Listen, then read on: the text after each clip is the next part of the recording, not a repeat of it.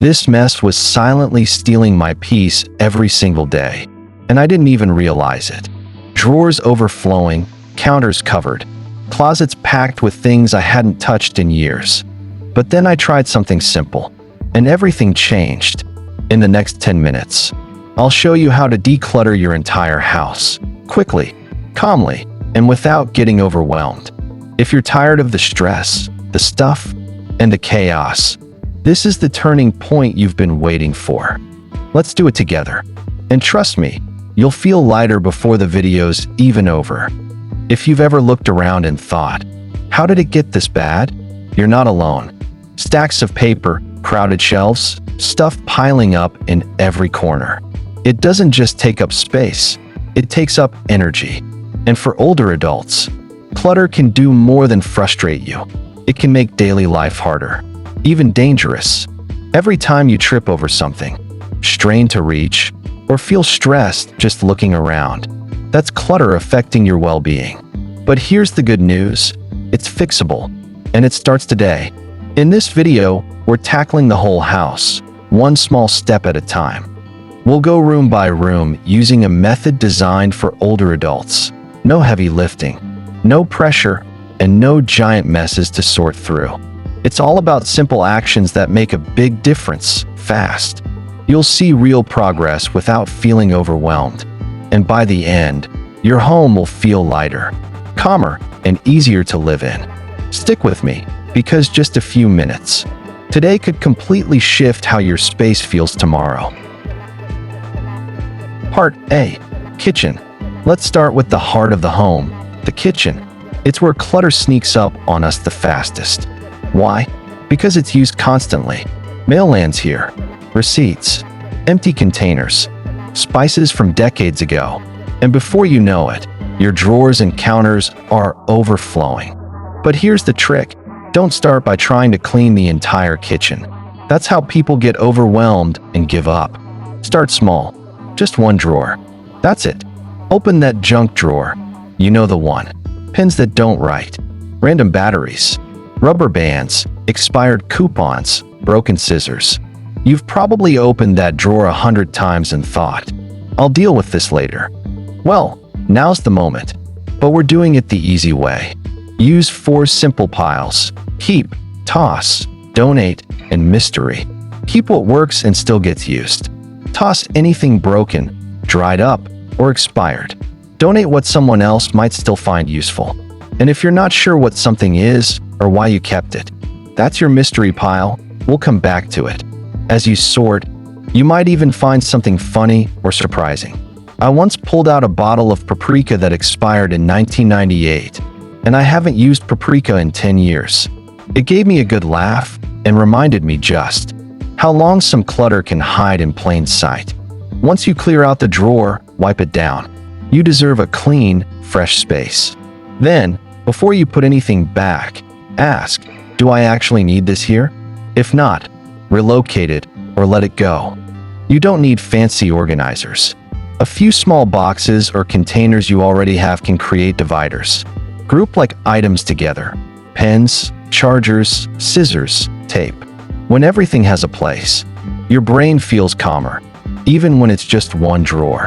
And here's the best part. This small win sets off a ripple effect. That drawer will feel so good, you'll want to do another one. Suddenly, the mess that felt impossible now feels manageable. You've taken control. And trust me, if you haven't looked through your spice rack in a while, you might be in for a few surprises too. Part B. Living room. Now that we've tackled the kitchen, let's move into the living room, specifically the flat surfaces. Coffee tables, side tables, TV stands. They collect clutter like magnets. Remote controls, coasters, magazines. Half-finished crossword puzzles, old receipts. And sometimes even yesterday's mail. These surfaces become catch-alls for anything we're not quite sure where to put. But here's the truth. A cluttered table doesn't just look messy, it feels messy. Every time you sit down to relax, your brain has to process everything on that surface. It can feel like mental noise, even if you're not aware of it. So, let's clear one surface together right now. Start by removing everything. Yes, every single item. Put it all in one spot so you can see it clearly. This step alone often surprises people when you gather it all in one place. You realize just how much was there without noticing. Now, go through the items quickly. This isn't about overthinking. It's about taking fast, confident action. Ask yourself, do I use this here? Does it belong in this room? Does it add peace? Or just pile up? Remote? Keep. 3-month-old newspaper? Toss. Mug from yesterday? Kitchen. The key is to make quick decisions, one item at a time. You're not doing a museum inventory. You're just clearing space so you can breathe again. If you find things that do belong in the room, group them neatly or contain them. A small tray can hold the remotes. A decorative box can store pens or reading glasses. The goal isn't to hide the essentials. It's to give them a proper home. And if the surface still feels too busy, edit down even further. Leave space. Give your eyes and your mind room to rest. A clean coffee table can change how the entire room feels instantly. Coming up, I'll share my 2-minute trick to clear any surface, even when you're tired or overwhelmed. Remember, every space you clear is a win, and the living room is one of the most powerful wins because it's where you relax, recharge, and spend time with loved ones. When it's clean, your whole day feels calmer. Part C, bathroom. Let's move into one of the most overlooked and most important rooms in the house, the bathroom. This space is small, but the impact of decluttering it is huge. Why? Because clutter here doesn't just create stress. It can actually put your health and safety at risk. Start with the medicine cabinet. Go through every bottle, tube, and container. Check the expiration dates. Old medications lose their effectiveness, and in some cases, they can be dangerous if taken by mistake. If it's expired or unrecognizable, it's time to let it go. Next, move to your skincare and personal care items. Dried up creams, half-used lotions from years ago, old razors, expired makeup. We often keep these things without realizing they've gone bad. If it smells off, looks strange, or you haven't touched it in the last year, it's probably time to toss it. Clearing these items out gives you more than just space. It gives you peace of mind. You'll know that everything within reach is fresh, safe, and ready to use. Now take a look at your under-sink area or bathroom shelves. If items are hard to reach or stacked in a way that makes them fall over, that's a hazard. Slips and falls are one of the top causes of injury for older adults, and a cluttered bathroom increases that risk. In fact, decluttering your bathroom can help prevent accidents, and it takes less than 10 minutes to do. Store only what you need. Keep heavier or less used items lower, so you don't have to reach or stretch. And use small bins or baskets to keep things contained and easy to grab.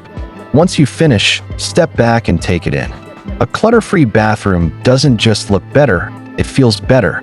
You move with more confidence. Everything is easy to find, and you've just made your daily routine simpler and safer.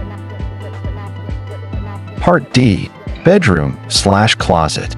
Now we're heading into a deeply personal space, your bedroom, and more specifically, your closet. This is where many of us hold on to the most clutter. Clothes that don't fit, outfits from decades ago, shoes that hurt, gifts we never wore but felt guilty giving away. Sound familiar? Let me offer you one simple rule that changed everything for me. If it doesn't fit, doesn't feel good, or hasn't been worn in a year, it's time to bless someone else with it. It's not wasteful, it's freeing.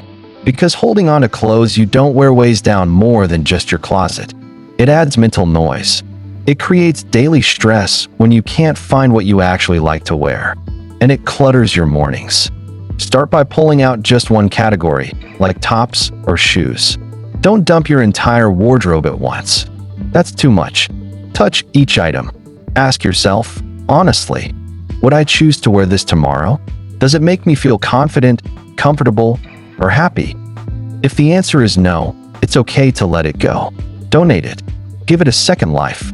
Imagine someone else finding joy in something that's just been hanging there, forgotten. The one rule that helped me finally let go of clothes I'd held onto for 20 years. I imagined I was packing for the life I have now, not the one I had then. Because your closet should serve you, not guilt, not memories, not just-in-case moments that never come. Group what you keep by category: shirts with shirts, pants with pants, and keep your most used items at eye level. The easier it is to get dressed, the better your day starts. And don't forget your nightstand. Clear off books you're no longer reading, old glasses cases, outdated lotions. Give yourself a peaceful, uncluttered space to begin and end each day. When your bedroom feels clear and cozy, you sleep better, you breathe easier, and you start to see how letting go of clutter in one space begins to create peace in your entire home. Part E. Paperwork/mail pile. Paper clutter is one of the sneakiest, most frustrating forms of clutter. It doesn't scream for attention like a messy drawer or a crowded closet, but it builds up fast and can completely take over your space. If you're not careful, it starts with one envelope on the counter, then a catalog, then a bill you meant to pay. Before long, your kitchen table, desk, or even your nightstand becomes buried in paper. But today, we're fixing that. Fast. Grab every stray paper, envelope, flyer, and receipt you can find around your home. We're going to sort it using just 3 categories: important, shred, and trash. That's it. Don't overthink. Don't create piles labeled maybe. Important. These are things like medical paperwork, bills that haven't been paid, legal documents, or personal letters you want to keep. Shred. Anything with sensitive info, account numbers, personal details, anything you wouldn't want in the trash. Trash. Junk mail, expired coupons, outdated catalogs, and papers you'll never need again. Let them go. The system I now use to keep paperwork under control, without ever touching it twice, is coming up. Now, let's talk about what to do with the important papers. Here's the simple system. Create one inbox. Just one. This could be a tray, a shallow basket, or even a drawer. Every piece of incoming mail or paper goes there, nowhere else. No more piles all over the house. No more lost bills or missed appointments.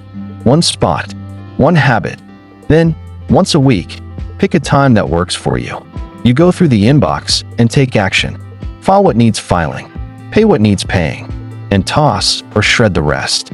It's the touch it once rule. Don't shuffle the same paper around 5 times. Open it, decide what it is, and do something with it. That alone can cut your paper clutter in half. And if you're worried about tossing something you might need later, here's a tip. Designate a short-term holding folder. Label it something like "Decide later," but give it a time limit. If it's still sitting there in a month and you haven't touched it, odds are you don't need it. And yes, shredding can actually feel satisfying. If you have a shredder, use it regularly. If not, put papers aside to be shredded in batches or drop them off at a shredding event near you. Just knowing that sensitive info is properly destroyed gives peace of mind. Since I started this system, I haven't lost a bill, forgotten a document, or had piles across my counters. And best of all, I never touched the same piece of paper twice. Clearing your paper clutter might not seem glamorous, but it makes your life run smoother. Fewer missed deadlines, no more digging through drawers, and a home that finally feels in control. I started decluttering not because I wanted a Pinterest perfect home, but because I was tired of feeling stuck. Every drawer I opened, every closet I avoided, it was a silent weight I carried every day. It wasn't about the stuff, it was about what the stuff represented. Guilt, procrastination, old memories I hadn't fully let go of. But little by little, as I cleared space, I started to breathe easier, think clearer, feel lighter. And now, my home isn't perfect, but it feels peaceful. And at this stage of life, that peace is priceless. This is what a lighter, simpler home looks like. No stress, no shame, just space to breathe again. The drawers open easily. The counters are clear. The closet holds only what I love. And every room feels like it's finally working for me, not against me. It's not about perfection, it's about peace. And the freedom that comes when your space supports the life you have now. If you've been feeling overwhelmed, let this be your reminder. You don't have to do it all at once. One drawer, one table, one decision at a time is more than enough. What's the one area in your home that needs a quick declutter?